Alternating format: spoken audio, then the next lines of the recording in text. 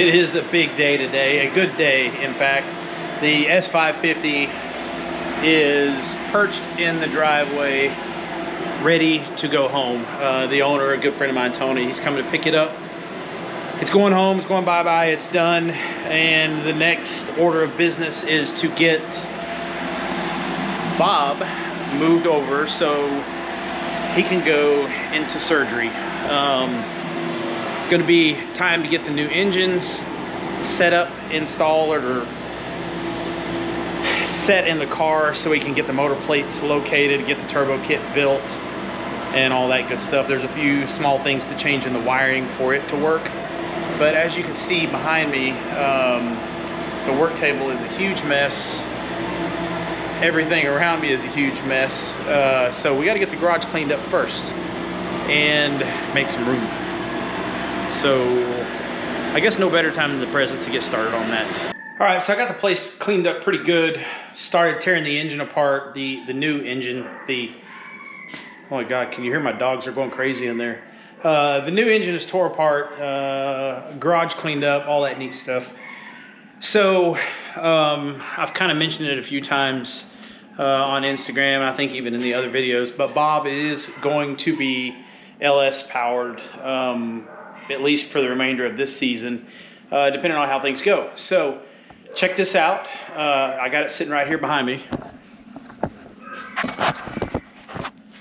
There it is. That is an LH8. That's out of a 2005 Trailblazer. Aluminum block, and the good heads, which are way back there in the corner. Those are the 799 heads. There's the old power plant. That's the dark block 418-inch motor, getting replaced by a grease pit 5.3 liter. Not going to be a stock bottom end and not going to be stock heads. So that is the one thing that's going to be different. It is not going to be an SBE. It will be a built motor of sorts. It's only going to be a 3.810 bore and the stock 3.622 stroke. So the goal is to build it with all off-the-shelf parts.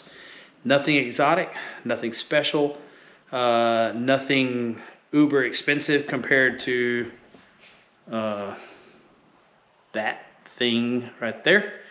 So yeah, there's a lot of people had really good luck with it, and that's kind of what I'm going after. The other big thing about it is it's going to lose 100 pounds minimum, 100 pounds off the front of the car. Now, taking it off the front of the car, that is potentially going to pose a problem.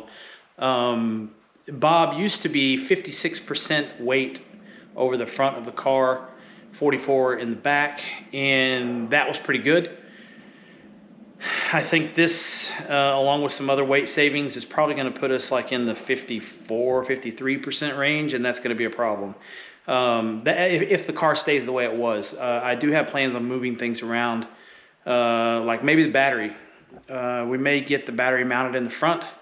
Not quite sure on that. Got to play it by ear and see how things go. So on to tearing this engine apart, and we're just going to see how good a shape it is.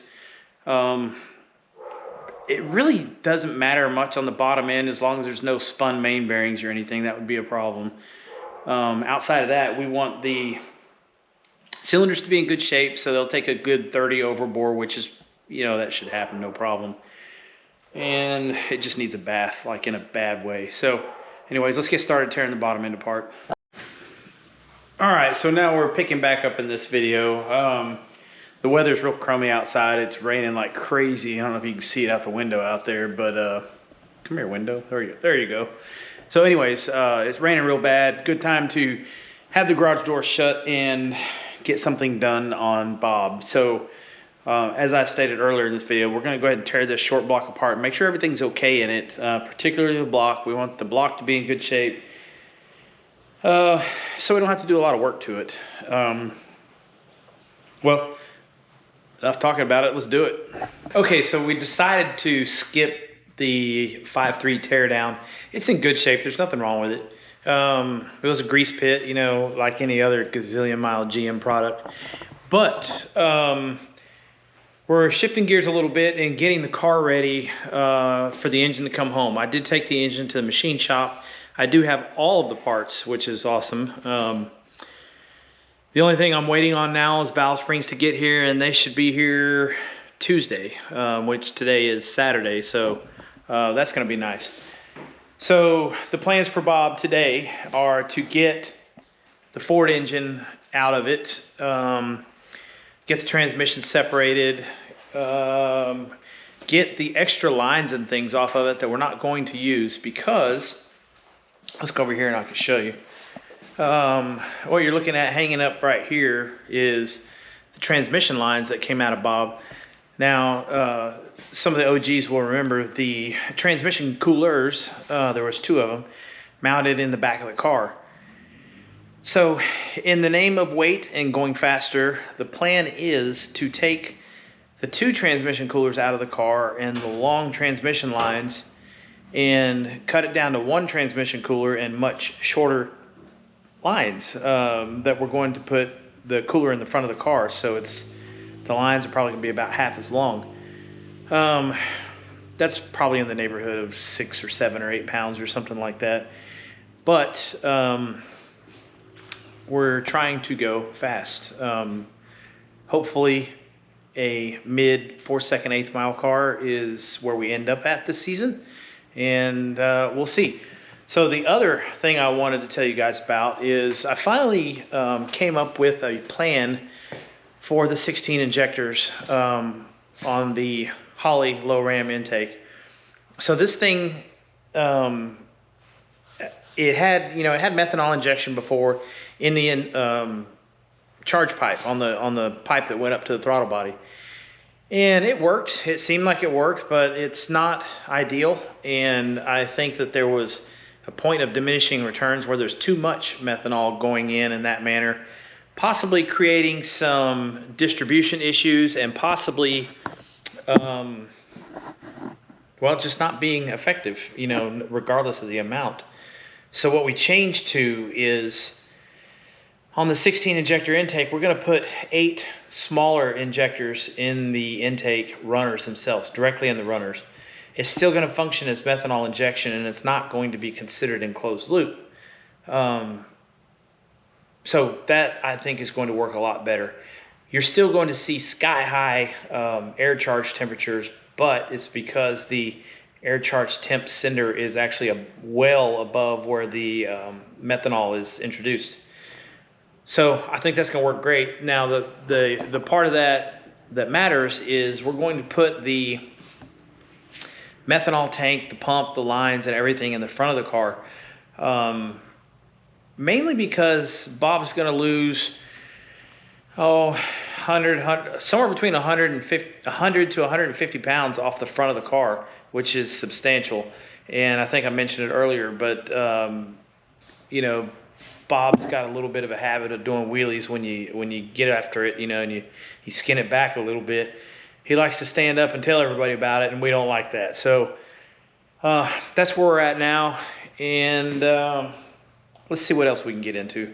All right, I'm actually finally doing some work. I got the hoist hooked up to this thing, and the engine is ready to come out of Bob. I kind of waited till the last minute to pull the Ford motor out just to be sure that that's what I was going to do, that I was actually going to put the LS engine in it. But we are about 132% committed to that right now, and we're going to see what the difference is. I really hope that I get some of the benefits of the LS engine or the LS platform. The biggest thing, and I mentioned it probably more than once earlier, was the readily available parts for it and things like that. That's for me is huge. Especially with my luck with tearing these things up lately. So I'm going to continue pulling the engine out, and we may get into the bottom end. I don't know. We may check it out and see what it looks like. But outside of that, let's finish getting this thing out first.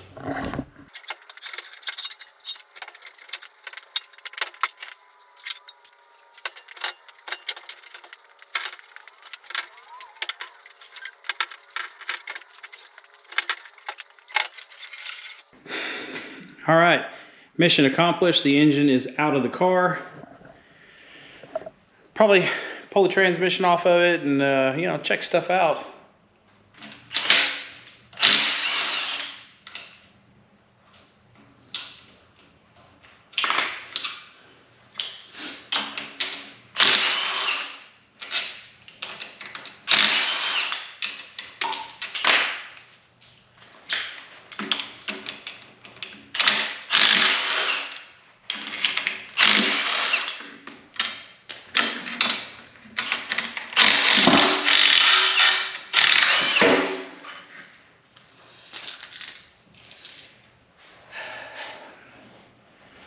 All right, well, that part's done, I guess.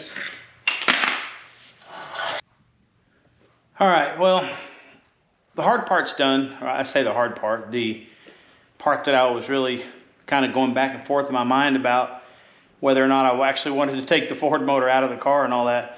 I guess I'm stuck or committed to the LS setup now. I've spent a bunch of money on it. Which I haven't shown you guys the parts yet. Maybe that'll be the next video. Got a whole lot of parts, whole lot of parts, like everything to put it together. Kind of waiting on the machine shop to get the block done. May have to send the torque converter out and get the converter restalled, because this particular torque converter right here is kind of on the, it's usable side of things. It could work with the LS engine, with the 5.3, but then again, it may not work. It may end up being a little bit too tight. We have used this thing, not this particular one, but a 15.0 PTC just like this in Nick's car, and had good luck with it. So the cam in mine is a little bit bigger, so it's going to be a little bit lazier down low. That may prove to be a problem. Hard to say right now. But I even called PTC about it, and they were kind of on the same thought that I was, that it might work. It might be a little bit too tight. It might not. We'll kind of have to see how it goes. So that's what we're working with. That's what we got to contend with here right now.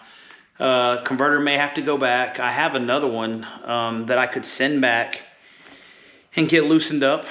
And this one could end up being the tighter converter, if you will, when I build something a little more serious, a little more not stock blockish or something like that, maybe. Anyways, that's really about the only outstanding thing left, drivetrain wise, as far as Bob is concerned, for the LS swap. So I guess that's it. That's the end of the video. We got to a good stopping point. Engine's out of the car, transmission's off of it. Need to switch the bell housing out. I got a new bell housing in there for the LS engine and all that kind of stuff.